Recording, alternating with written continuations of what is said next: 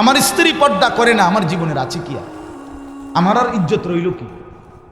আমার মেয়ের পর্দা, আমার মেয়েটা 16 বছরের, আমার মেয়েটা রাস্তায় বাইর হয়, এলাকার সমস্ত লম্পট ছেলে খারাইয়া মুতে এই অসভ্য জঙ্গলিরা আমার মেয়েটাকে উপভোগ করে, আমার মেয়েটাকে লোভের নজরে তাকায়। এক চাইতে লাঞ্ছনা বেটা, তুই মরে যাস টাকা বেটা, মরে যাও না কেন তুমি? এত বড় বেইজ্জতির পরে আমার মেয়ে কোলে পিঠে করে যাকে আমি মানুষ করলাম, আমার একটা 2 বছরের মেয়ে আছে, কথার কথা এই মেয়েটা রাতের 2টা 3টা বাজেও যদি আমি ঘরে ফিরি সব সময় জেগে থাকে। যতক্ষণ আমি গিয়া বাসায় না ঢুকি আমার মেয়েটা ঘুমায় না। রাত 2টা, আমার ড্রাইভার সব সময় দেখে এটা, রাতের 2টা বাজে গিয়া বাচ্চাটাকে জড়ায়া ধরলে, আদর করলে, আমার পাশে নিয়ে শোয়াইলে তুই ঘুমে। তা আমি এতটা যত্ন করে যে বাচ্চা মানুষ করে, প্রতিটা মা বাপ এভাবে কষ্ট করে নাই? তো বিনিময়ে আমার মাইয়া এখন বাজারে বাজারে ঘুরবো, মানুষের বেড হইতে চাইবো, খোলাই নেই, আমি তাহলে বাচ্চা রইলাম কেন? হ্যাঁ, বলে আমি পারি না। তো না পারলে আপনি ছেড়ে দেন, এই পরিচয় ছেড়ে দেন, স্ত্রীকে বলেন আমি তোমার লোকে পারলাম না, বাকি তোমার উপরে আমি সন্তুষ্ট না, মনে রাখি। রসুল বলে এই বেডিরে কইও জাহান্নামে যাওয়ানোর জন্য যাতে রেডি থাকে।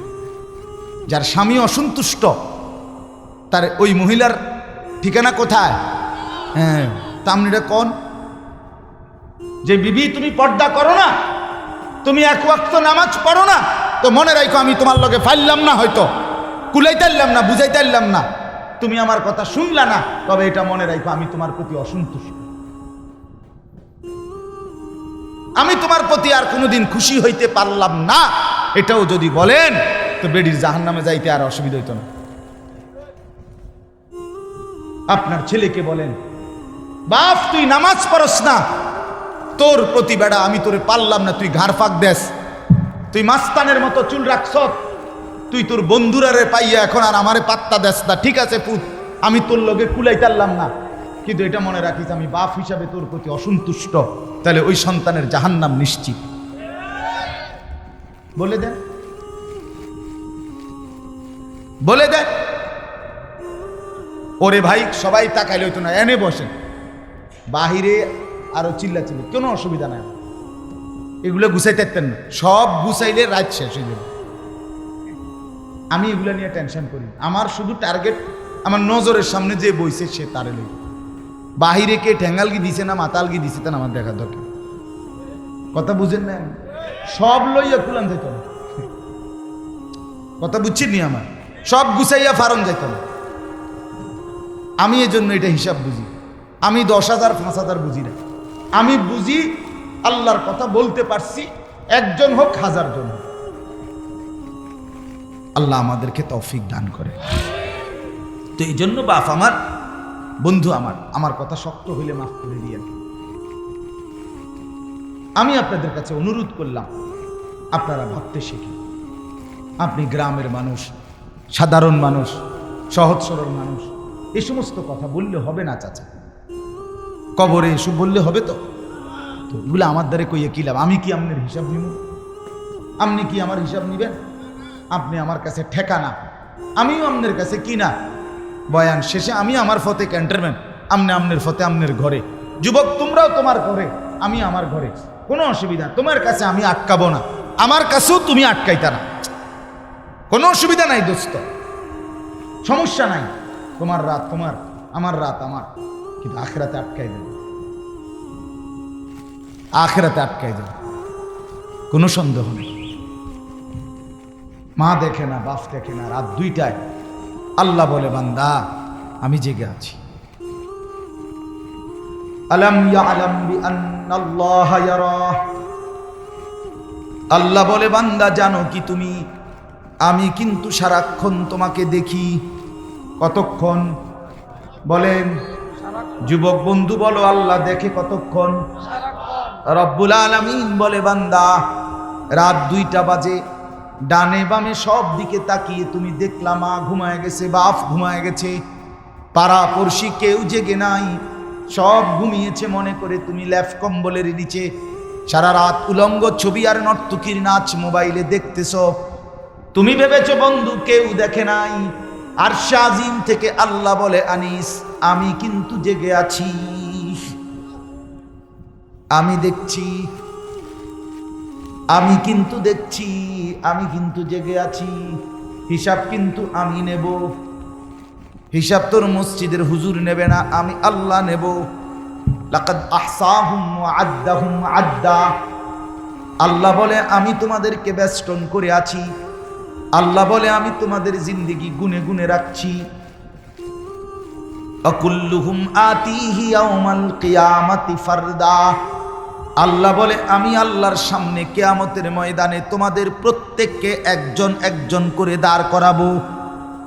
ফারদান আই ওয়াহিদান, একজন একজন, একজন একজন করে দাঁড় করাবো বান্দা, একজন একজন আমার সামনে এসে দাঁড় করাবো। রব্বুল আলামিন বলেন আমি যখন সামনে এনে একজন একজন করে দাঁড় করাবো, আল্লাহ তখন নিজেই বলবে, বান্দা লাকাদ জিতুমুনা কামা খালাকনাকুম আউয়ালা মাররাহ। বান্দা মনে কি পড়ে প্রথম যেদিন মায়ের পেট থেকে বের হয়েছিলে একলা, আজ সব ঘাট ঘুইরা আমি আল্লাহর সামনে দাঁড়াইলা একলা। আজ মা কই, বাপ কই, বন্ধুরা কই, স্ত্রী কই, ভাই বোন কই, সন্তানাদি কই, কেউ নাই, কেউ নাই, তুমি আর আমি। জিজ্ঞেস করব আমি, উত্তর দিবা তুমি। আমি আল্লাহ বলবো, তুমি বলবা লিমা ফাআলতা হাদা। আমল নামা দেখিয়ে আল্লাহ বলবেন, বান্দা এটা কেন করলে? লিমা তারাকতা হাদা, এটা কেন ছাড়লে? 6টা মাস কোনদিন ফজরের নামাজ পড়লা না কেন বান্দা?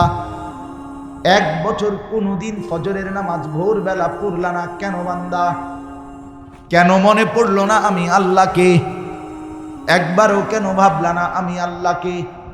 ইয়া আইয়ুহাল ইনসানু মা গাররাকা বিরাব্বিকাল কারীম। আল্লাহ বলে, বান্দা হে মানুষ, আমার মতো দয়ালু মেহেরবান মাওলা থেকে কে তোমাকে ভুলায় দিল? কেমনে রে বান্দা ভুলে গেলা? আমার চাইতে আপনজন কাকে পাইলা? কাকে পেয়ে আমাকে ছেড়ে দিলা? আজকের সারাদিনে যুবক বন্ধু তোমরা যারা 1 ওয়াক্ত নামাজ পড়ো নাই, তোমাদের যাদের কপালে একটা সেজদা নাই, তুমি মানুষের বাচ্চা হইলা কেমনে? তোমারে যদি মানুষের বাচ্চা বলে তাহলে জানোয়ার বলবে কাকে? কোরআন সুন্নাহর মধ্যে জানোয়ার বলছে, তাইলে কারে? মানুষরূপী জানোয়ার তাইলে কে বলেন? কেন একটা সেজদা দিলা না? আল্লাহর সাথে কেন নারাজ করলে? নিজের বিবিকে বইলেন যে বিবি নামাজ পড়ে না, নিজের মেয়েকে গিয়ে বইলেন যেই মেয়েটা পর্দা করে না, নামাজ পড়ে না। কেন আল্লাহর সাথে রাগ করলা? মা গাররাক, মা গাররাক। আল্লাহ বলে কি হলো বান্দা, কেন আমাকে ছেড়ে দিলা? আমার মতো দয়ালু মুনিব আর কাকে পাইলা? কেন ছেড়ে দিলা? এই জন্য দোস্ত আমার, বন্ধু আমার, বাপ আমার, রাত অনেক গভীর। আমি আপনাদের কাছে অনুরোধ করছি, ভাবতে শিখে, ভাবতে শিখে। গ্রামের বলে, সাধারণ বলে নিজের খামখেয়ালি করেন। আপনি মূর্খ না, পড়ালেখা করেন না, এটি কোনো কথা। আপনি সরু সরে আনা পড়েন না, আপনি আল্লাহ বোঝেন না, কথা বলেন না কেন? আপনি কলমে না লিখতে পারেন না, আপনি এডি নিয়ে আপনাদের কইছি, আপনাদেরকে আমি সরু সরে আনি শিখাইতে আছি। আপনাকে তো আখেরাত বুঝাইতেছি। আখেরাত বুঝবেন না কেন? পরকাল বুঝবেন না কেন? এই জন্য আমরা প্রত্যেকেই গুনাহ ছেড়ে দিই, আল্লাহর ইবাদতে অভ্যস্ত হই। ছেলেকে বলেন, মেয়েকে বলেন, স্ত্রীকে বলেন, নিজেকে বলেন, খামখেয়ালি করেন, গাফলতি করবেন না।